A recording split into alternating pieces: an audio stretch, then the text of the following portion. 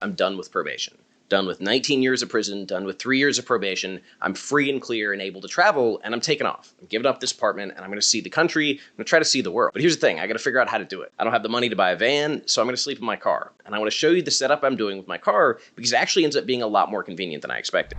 This is a vehicle I'm currently gonna be outfitting. It's a 2018 Tesla Model 3 long range, which means I get about 300 miles to a charge. And if I go to a slow charging station, I can actually sleep while I'm charging, so that way I can do two things at once. So one of the things I love about it is because there is no motor, or there's no engine rather, there's a big space up here. So I've got this massive front area where I can put stuff, and they actually even make these coolers that fit right in there. But if I do a cooler, I think I want to have it in the car so that when I'm sleeping or when I'm doing other things, I have ready access. But I think for parties or for other ideas, you can just have one here. That way you can reach in whenever you want and get things you need. So that's a little bit of storage space. I'll probably put dirty clothes, or I'll put sports equipment or stuff that I need there, but stuff that I don't need to get to while I'm in the car.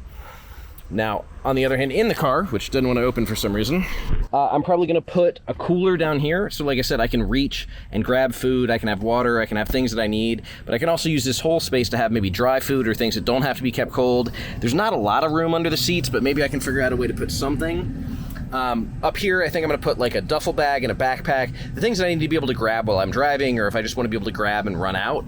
Now, additionally, I have to open the glove compartment this way.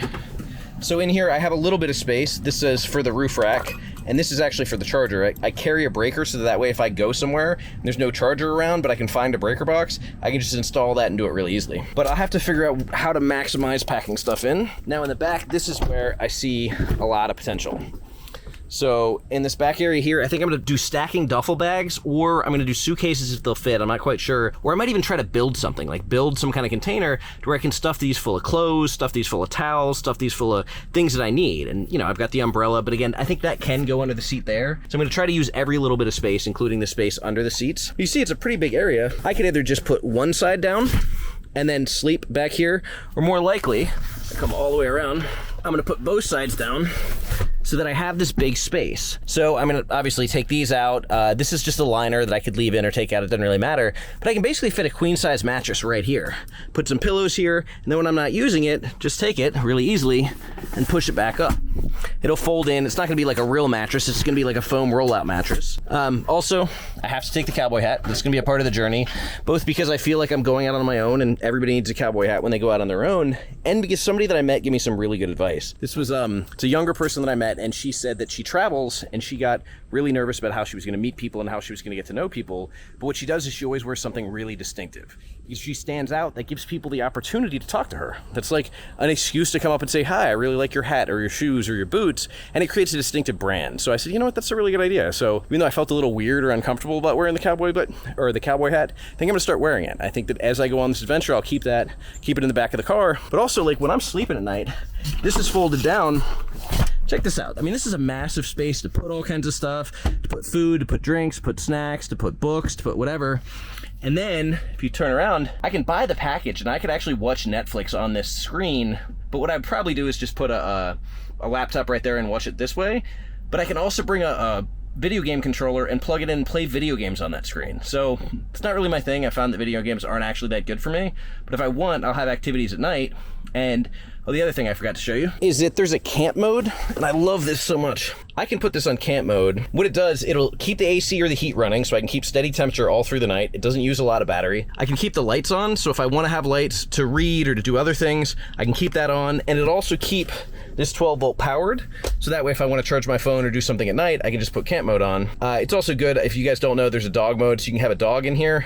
It'll keep the air going, it'll lock the doors so the dog can't open from within. So if I decide to get a dog on my journey, I've got that, but obviously I can turn it off and do something else. So if we look, you know, obviously we're gonna have a mattress rolled up here, so there's not gonna be a lot of space. This is, by the way, a blackout curtain that I can put around the inside of the car, so that way nobody can see in at night, so I can start on a slow charger, put this up, and just kind of kick back and relax. But if you look down here, you've got some storage right here. Here's my the traditional charger you can plug into either 110 or 220. But then down here, I've got this whole extra compartment, and you know, I don't need this whole space to sleep in. Obviously, I could sleep on just one side and store stuff on the other, or I could have it all the way open and have bags back here. There's plenty of space. Down here, here, there's more storage. So that's actually a Tesla home charger. And when I need somewhere, that's a 50-foot cord. So as long as I'm within 50 feet of a breaker box, I can take that breaker that I have up front, I can connect it to this, and I can charge wherever I am, and I can charge relatively fast. What I'm gonna do is buy one of those little electric pumps that'll plug into the 12-volt thing, so that way I'm able to connect when I need to. So if you look, this is actually a pretty comfortable setup. I've got all this storage in the back, I've got all this storage in the front. I managed to have storage down behind the seats. Like I said, I think either a suitcase or just a couple duffel bags will work really well. I can pack this whole front passenger seat full of stuff. So I'm able to carry a lot of things with me. And I don't have a lot of things. You know, some of the sentimental stuff I'm just going to leave with a friend or leave in somebody's attic, like pictures or things from childhood. But for the most part, I don't have a lot. You know, I can store furniture, I can store whatever, but, you know, I'll bring some clothes, bring some sports stuff, maybe jiu-jitsu stuff, maybe boxing or kickboxing stuff. I'll probably bring a kettlebell and my weight vest, because I figure that's the easiest way to get some kind of resistance training without having to have a lot of stuff. I mean, I'm obviously not carrying dumbbells. Probably also buy a Planet Fitness Black membership, because it's $24.99 a month, and I can use a Planet Fitness, any Planet Fitness in the world. There are 2,500 of them. So I can go in, I can get a workout, I can take a shower, I can do other things. I'll have my cooler, I'll have a little camp stove. A buddy of mine actually said he already had one. It's like new, unopened in the box. So I'll have a camp stove. Probably gonna try to get a table or something. And then up here, I have to look at getting one of these rooftop things. I've never done it before. I don't know exactly what it looks like, but they look like they're $500, and I'm a little hesitant to do that. But at the same time, getting one of those means I could have even more storage and not have it in the car. So I could have all kinds of things up there, and I could have more room in the car to do whatever I need. What I'm really thinking is I want like a table and a little tent so that I can be outside. I can have my cook stove. I can have my, you know, whatever it is that I'm doing to prepare food, because I don't want to go out to eat. The whole point of this is to save money and have an adventure. So I want to be able to go to the farmer's market and get fresh produce and cook something. Or, you know, even if I do have ramen noodles, like, yeah, let me get some fresh poultry or whatever from the farmer's market, stir it up and then stick it in the ramen noodles, or some fresh broccoli, or just the things that I like. And so I could see this really being a good adventure. And I know a couple people have gone across the country, or even I think multiple countries with a Tesla, having the advantage of the slow chargers, where I can plug the slow charger in, I can go to sleep and wake up in the morning and the car's charged. It's just kind of great. And people always talk about the inconvenience. They'd rather be able to just, you know, put gas in their car and go. But people expect Teslas to be at slow charging stations for hours, so it's not out of the ordinary. Whereas if you're sleeping in your car somewhere else, people tend to think like, oh, why are they there? Or what are they doing? But at the Tesla station, it's taken for granted. Like, it's assumed that, yeah, you're going to take a nap, or you're going to play some video games, or you're going to watch a movie. So that really does kind of give me an advantage at normalizing what I'm doing, because people still think it's kind of weird to sleep in your car, but Tesla owners have been way ahead of that. Because even on a road trip, they're just like, cool. Like, even if I didn't want to sleep in the back, the front seat is really comfortable. I can put it almost all the way back and just chill out. So it's always an option. I think I'm going to Arkansas first, and then I've got a speaking event here in Richmond, and then I've got a fashion show in New York, and so I've got all this stuff I need to do, and it doesn't make sense to drive for all of it, to drive 16 hours down to Arkansas and then 16 back, so I might just fly some, because then I could take the car up to New York, but there's nowhere to park it, or I could just take the train from where I'm going to be staying in Richmond or in Charlottesville, and just go up. So I can sleep in the car while I'm back. I can see people I know. I could probably crash on their couch, or I can, you know, use their laundry, but then go up to New York, do that, and then take off from there and go out to Colorado. And I'm really looking forward to that, because we go out and see some of my buddies. We're going to ride motorcycles. There are a bunch of professional contacts I have out in Denver and Boulder that want to do nonprofit work together. And then from there, it's either go north up to the Pacific Northwest. I got a place in Washington that I really want to stay, this amazing yurt, or go west and south and go to San Diego and meet my buddies, and go down to Tijuana, and then go up to LA, and then Sacramento and Davis, and do the whole coastal highway.